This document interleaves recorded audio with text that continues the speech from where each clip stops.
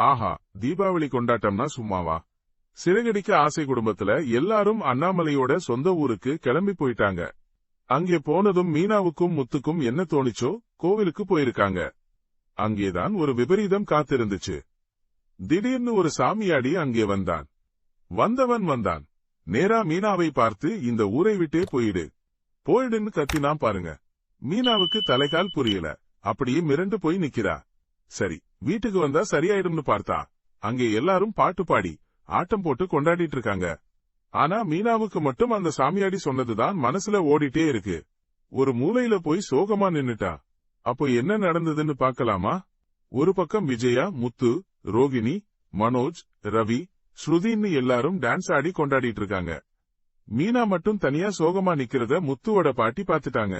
அவங்க மீனா கிட்ட போய், என்ன புள்ள, அப்போ இருந்தே உன்னை பார்த்துக்கிட்டே இருக்கேன், சோகமாவே இருக்கே, என்னாச்சுன்னு கேட்டுட்டாங்க. மீனாவுக்கு தன்னோட பயத்தை சொல்ல ஒரு ஆள் கிடைச்ச மாதிரி கோவில்ல நடந்ததை எல்லாம் அப்படியே விவரிச்சா. அப்போ அந்த சாமியாடி யாரு பாட்டின்னு முத்து கேட்க, அவன் யாருன்னே தெரியலடா.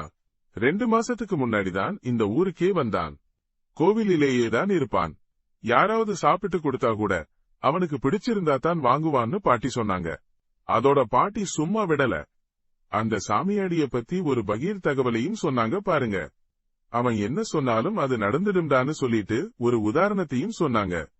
ஒரு தடவை மழை வரும்னு சொன்னான். சொன்ன மாதிரியே மழை வந்துச்சு. ஒரு பொண்ணுக்கு பல வருஷமா கல்யாணமே ஆகாம இருந்துச்சு. தாலி கட்டிக்கோடின்னு அவன் சொன்னான். சொன்ன 10 நாள்ல அவளுக்கு நிச்சயம் ஆயிடுச்சுன்னு பாட்டி சொல்லவும் மீனாவுக்கு மேலும் ஒரு பதட்டம் தொத்திக்குச்சு. ஐயோ, என்ன நடக்க போகுதோன்னு ஒரே பீதியிலேயே இருந்துட்டு இருக்கும்போது ராத்திரி திடீர்னு அந்த சாமியாடி அவங்க வீட்டுக்கே வந்துட்டான். வீட்டுக்கு பின்னால வந்து அவன் சத்தம் போட்டதும் எல்லாரும் பதறியடிச்சு ஓடி போய் பார்த்தாங்க. அங்கே அந்த சாமியாடி எல்லாரையும் பார்த்து சிரிச்சுக்கிட்டே இருந்தான். ஆனா ரோகிணியை பார்த்ததும் மட்டும் அப்படி ஒருமுறை முறைச்சான் பாருங்க. ரோகிணி அப்படியே ஷாக்காகி நின்னுட்டா.